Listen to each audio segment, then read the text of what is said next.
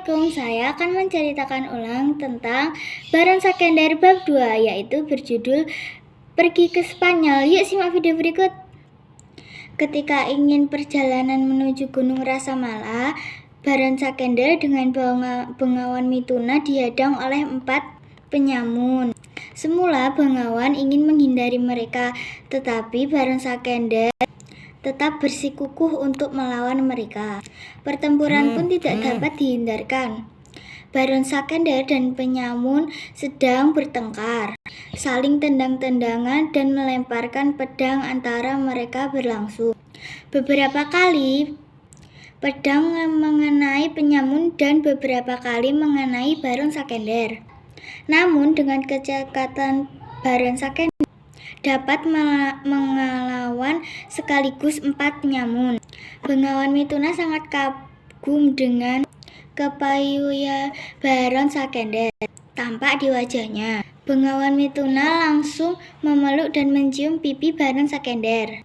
Di sepanjang perjalanan, merah merona pipi Bengawan Mituna. Ia tak salah memilih anak.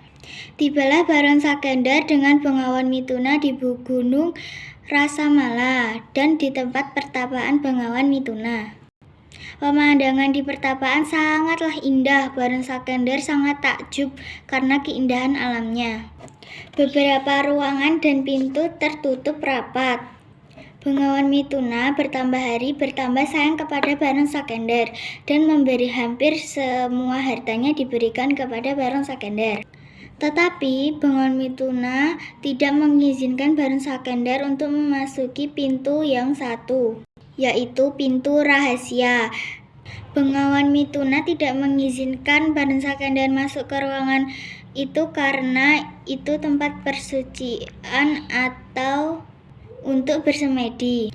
Dengan hati-hati dan mengendap-endap, Baron Sakender masuk ke dalam ruangan tersebut. Tetapi ia mengajak Baron Sakender untuk masuk ke dalam ruangan tersebut. Begitu pintu dibuka, terlihatlah tungku besar dan ada belaga di bawahnya. Dengan penasaran lagi, Baron Sakender membuka pintu yang kedua.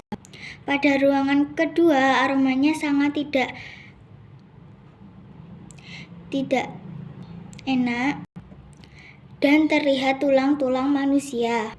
Rasa penasaran lagi masih ada di dalam Baron Sakender. Ia membuka pintu ketiga, yaitu berisi kakek-kakek tua.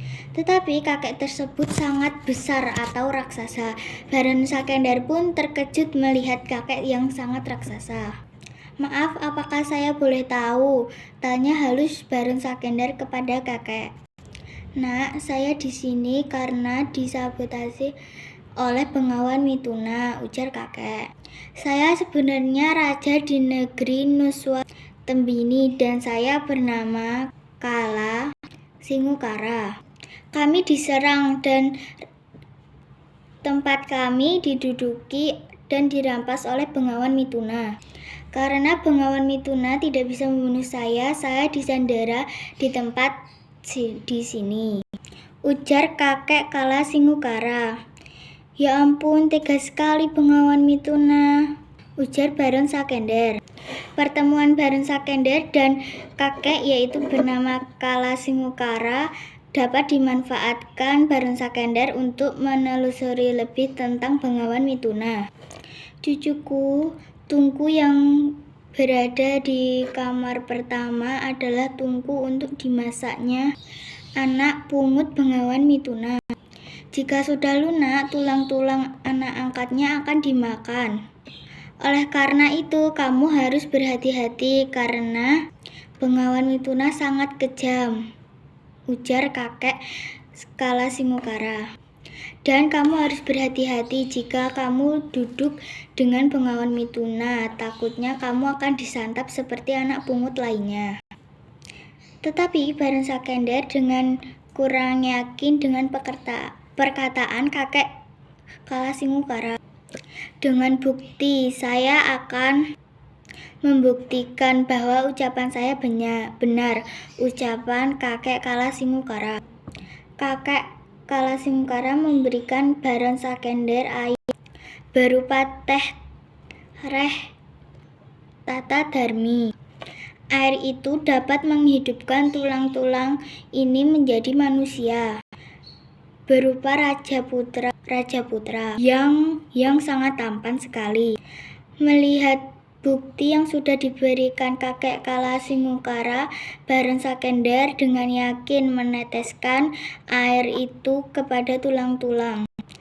Dan tiba-tiba Raja Putra bangkit dari tulang-tulang yang berserakan di atas tungku. Raja Putra sangat berterima kasih karena telah dihidupkan kembali, dan ia menitipkan pesan bahwa Baron Sakender harus berhati-hati dengan Bengawan Mituna agar tidak disantap dengan sama Raja Putra. Pertemuan yang singkat dengan Kalasingukara dimanfaatkan oleh Baron Sakender untuk meminta ilmu-ilmu Kalasingukara. Kalasingukara memberikan ilmunya, yaitu berubah wujud, berganti-ganti rupa sampai menjadi bentuk lain. Jika Bengawan Mituna habis pulang mencari mangsa dan tidak dapat, muka merah merona di pipi Bengawan Mituna. Jika tidak ada mangsa, maka anak pungutnya akan dimangsa oleh Bengawan Mituna, ujar kakek Kalasingukara. Jadi kamu harus berhati-hati, Baron Sakender, ujar Raja Putra. Baron Sakender, baik, saya akan berhati-hati. Beberapa kemudian saat Bengawan Mituna pulang dari mangsanya, ia tidak dapat mangsa dan mukanya merah merona di pipi. Bengawan Mituna memanggil Baron Sakender berkali-kali. Baron Sakender, kau di mana? Ujar Bengawan Mituna. Sebentar, aku mau ke toilet dulu. Bengawan Mituna menunggu Baron Sakender di depan toilet. Baron Sakender di toilet, ia sangat takut karena takut dimangsa oleh Bengawan Mituna. Setelah membuka kamar mandi, Bengawan Mituna langsung saja menarik tangan Baron Sakender untuk memangsanya dan kejaran untuk Bengawan Mituna memangsa Baron Sakender. Untung saja Baron Sakender tidak jadi dimangsa. Jika sudah dekat dengan tungku besar, Baron Sakender langsung saja menjorokkan atau mendorong Bengawan Mituna ke dalam tungku. Jadi Bengawan Mituna tidak ada lagi di dunia. Baron Sakender langsung sigap untuk menutup tungku supaya Bengawan Mituna tidak bisa keluar dari tungku tersebut. Kalasingukara bertanya kepada Baron Sakender, apakah kamu mau ikut kepada orang tuamu atau tetap di pertapaan sini?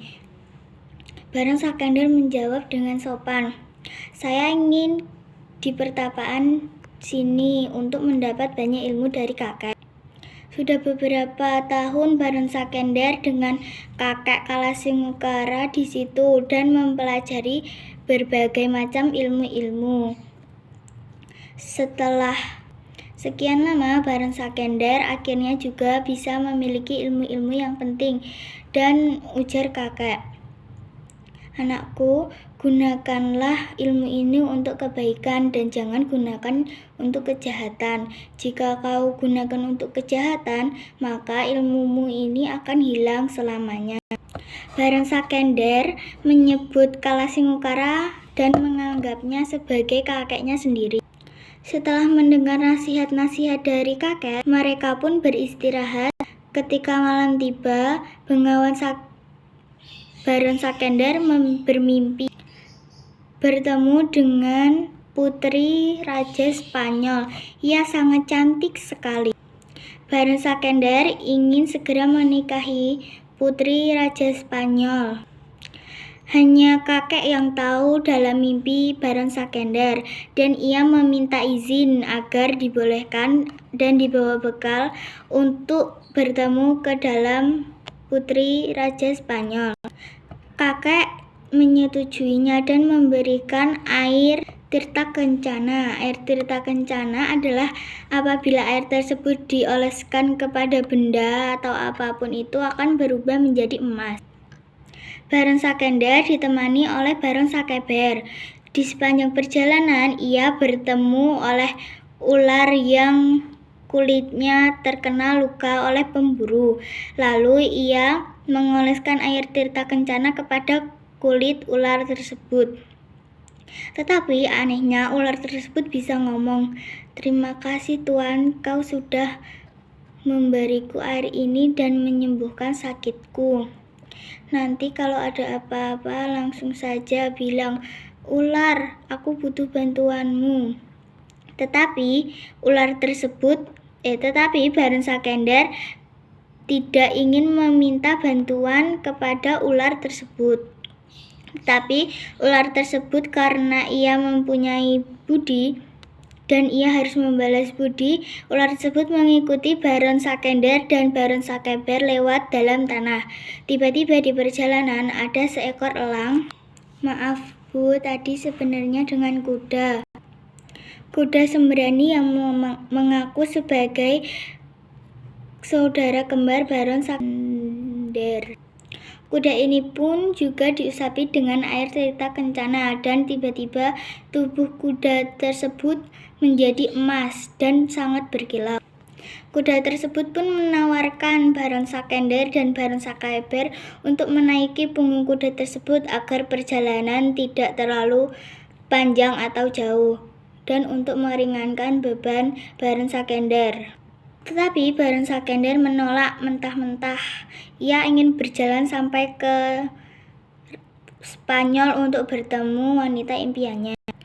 Tetapi kuda itu mengikuti Baron Sakender dan Baron Sakeber dari belakang. Kuda itu mengawasi kanan dan kiri. Jika ada sesuatu yang akan datang, ia akan menyelamatkan Baron Sakender dan Baron Sakeber. Tiba-tiba saja Baron Sakender dan Baron Sakeber didatangi oleh burung Garuda.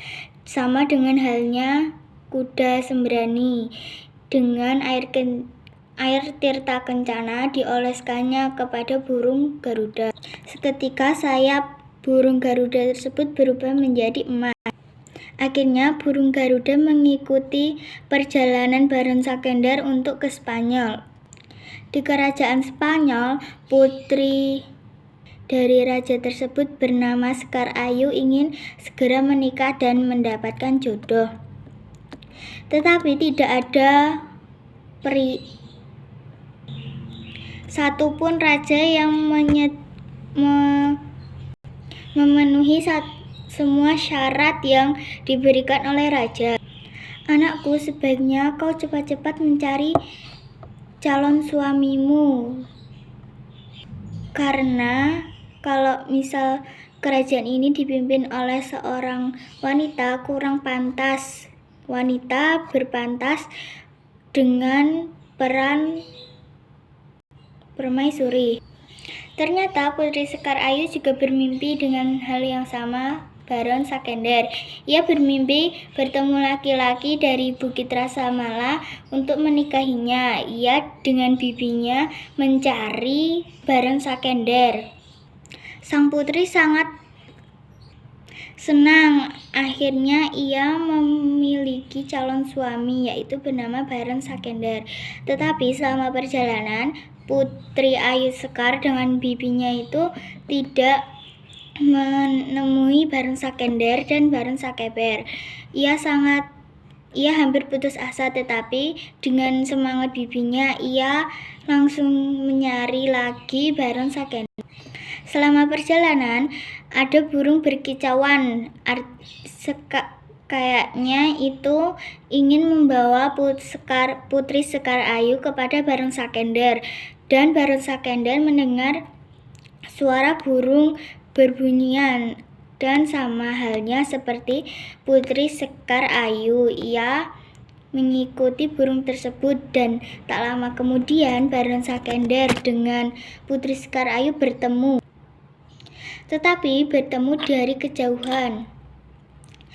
Bibi langsung, "Ayo langsung saja kita temui pria tersebut."